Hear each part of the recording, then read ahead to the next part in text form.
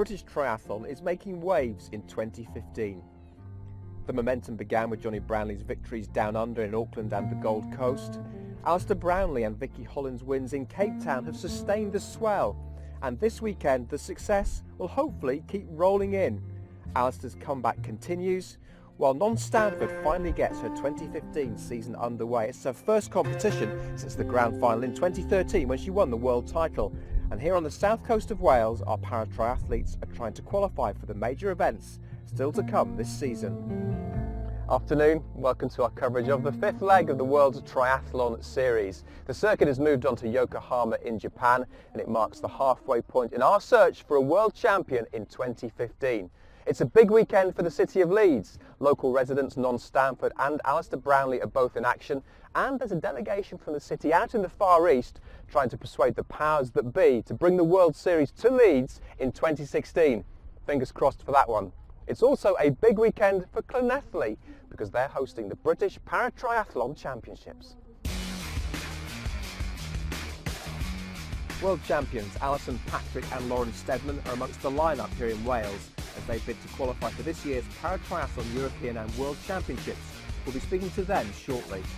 Ahead of her return to action, we'll be hearing from Non-Stanford and finding out how she coped during an injury-blighted 2014 in which she was unable to defend her world title. And you can see how she and Olympic champion Alistair Brownlee got on in Yokohama as we bring you extended highlights of both men's and women's races. Yeah, great excitement at the return of Non-Stanford, and if you add in Helen Jenkins, a double world champion, Vicky Holland, who won the last World Series event, and Jodie Stimpson, the Commonwealth champion, then British women's triathlon is incredibly strong, and it's the same story with para-triathlon. Alongside me, two reigning world champions, Alison Patrick and Lauren Steadman. Good afternoon to you both. Hello. Afternoon. You've got trials today for the Worlds and Europeans. We'll talk about that in a second, but first of all, just memories of Edmonton last year and the world title. Yeah, I mean, last year was my first year in triathlon, so to end the year as world champion, I wasn't expecting it, but amazing experience. And you transferred from athletics, is that right? Yeah, I used to do athletics probably pre-Beijing, didn't get the qualifying time there, sort of lost interest, and then someone said, why don't you try triathlon? So I only got involved last year, really. And it's gone pretty well. Lauren, let's come to you. Your memories of Edmonton? I think I had fierce competition going into Edmonton. The two best girls that I race are from my own country, so when I race them, you know, racing the best in the world. So for me to stand up there on top of the podium next to them was a fantastic feeling. And your transition wasn't from athletics, but from swimming, wasn't it? Yes, I did two previous Paralympic Games in swimming. Enjoyed my swimming, still love to swim. But triathlon, you know, I was faced with a new challenge, combining all three sports, and so far, I've loved every second of it, and look forward to what's to come. The two of you compete in different classifications. Alison, you're PT5, visually impaired. Can you just explain a little bit about how that works? So it's a case of sort of all visually impaired and blind athletes competing together. So we have sort of people that are totally blind up until sort of people like myself who are at the sort of top end, but the blind athletes get a little bit of a head start on us. I think it's 3 minutes 48 this year, to try and make it slightly fairer. So transition, clearly a bit of a challenge. Yeah, it is a challenge. It has to be a really good team race, and communication is really, really important. And Lauren, PT4, tell us about that classification. It's a arm amputee classification, so I race girls that perhaps have the same arm as myself, or they could have just their hand missing or a full arm. And for you particularly, how does the bike work? Well, I wear a prosthetic on the bike. It's just for balance, really. I know some people who don't wear one, or they have specially adapted ones to the bike. But for me, it's what's comfortable. If I'm confident, if I'm comfortable in the equipment, then it's just me and the bike and the road. Okay, you two are world champions. Is it fair to say qualification today is going to be straightforward? How competitive is it going to be? Never easy, since both of us compete in the class where the number 2 in the world were British athletes. So it's not going to be that easy. Definitely. I mean, the two girls I race, both British, so you never know what happens. You can't control anything but yourself, so give it the all, and hopefully, fingers crossed, everything works out how I'd like it to. Best of luck to both of you, and I shall speak to you after the race. Thank you. Let's turn our attention back to the World Series now and hear from Non-Stanford. She spoke to the BBC's chief sports writer Tom Fordyce before she headed out to Japan. Non-Stanford is the champion of the world for 2013. Yeah, that seems like an awful long time ago now, September 2013. It took me a very long time to appreciate and come to terms with, you know, having the title. I think it happened sort of all so quickly, you know, in the space of a year, going from a good under-23 athlete and sort of like just about cracking into the top 10 in the Senior World Series to all of a sudden being on the podium was a bit of a shock, and it took a long time for me to sort of be able to accept that and say like, yeah, actually I am the world champion. It was probably in the form of my life.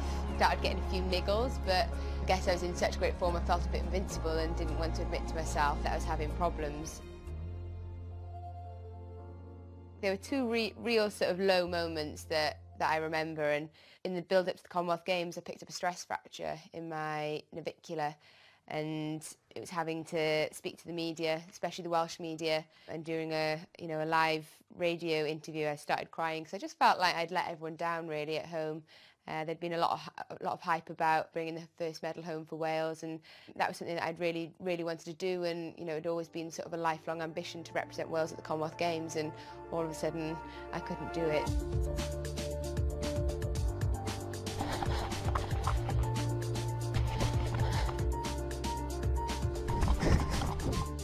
And how do you feel ahead of Yokohama? Excited, nervous, a little bit of both? Oh, definitely a little bit of everything, really. Like, I'm definitely excited and very grateful to be getting back on a start line and getting back involved. But I am scared. You know, I've been out for, it'll be almost 2 years. I guess apprehension about, have I forgotten how to swim in open water? Oh my gosh, what if I forget what to do in transition? And I'm sure and I'm hopeful that it's going to be a bit like driving. It's also, you know, just comes automatically back to me. And this season for you is all about qualifying for Rio next year, is it? Oh, absolutely. The qualification races for us are in the test event in Rio in August, and then the grand final in Chicago in September. So the whole season is geared around doing well at those two races, and anything else that happens is a bonus. And I think because I'm coming in so late now, the series is going to be nigh on impossible to win. But at the minute, I'm just focused on going to the Olympics, and you know, any success in the series is going to have to come secondary to that, really. Encouraging news elsewhere from the British camp. Jodie Stimpson's Achilles is responding well to treatment. She's running on it again and hopes to be back in action in Hamburg in July.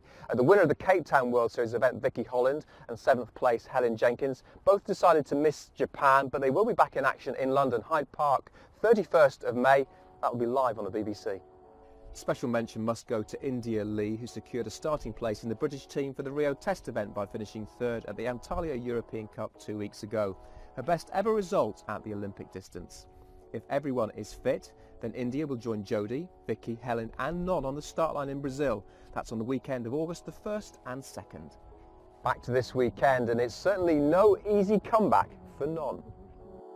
That's because after sitting out Cape Town, the woman who succeeded her as world champion last year, Gwen Jorgensen, well, she is back. Yokohama was the scene of the Americans' first win last year, and she hasn't been beaten since. If she wins today, it will be her 9th consecutive win in the World's Triathlon Series.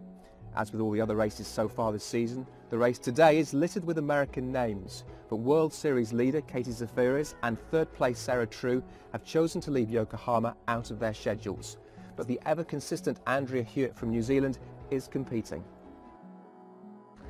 Also keep an eye out for Emma Moffat. She's been struggling with illness this last year, but we understand she's fully recovered and will want to send out a strong message to her competitors and also to the Australian Olympic selectors. So time for the women's highlights with your commentators Matt Chilton and Annie Emerson. It really is a miserable day in Yokohama, but we're good to go for round 5 of the 2015 World Triathlon Series. Water is cold, the athletes will be wearing wetsuits. Gwen Jorgensen will be wearing number 1, with Hewitt at 2, then Riveros, Frintova, Moffat, Sato, Reed and McShane. There's a happy return to racing for the former world champion Non Stanford from Great Britain. She wears number 54 today. Also representing Great Britain in this race, Heather Sellers with number 60. Japan's 2nd largest city after Tokyo. And we're downtown. They'll be diving into the Pacific for 2 laps 2 lots of 750 metres to complete the 1500 metre swim.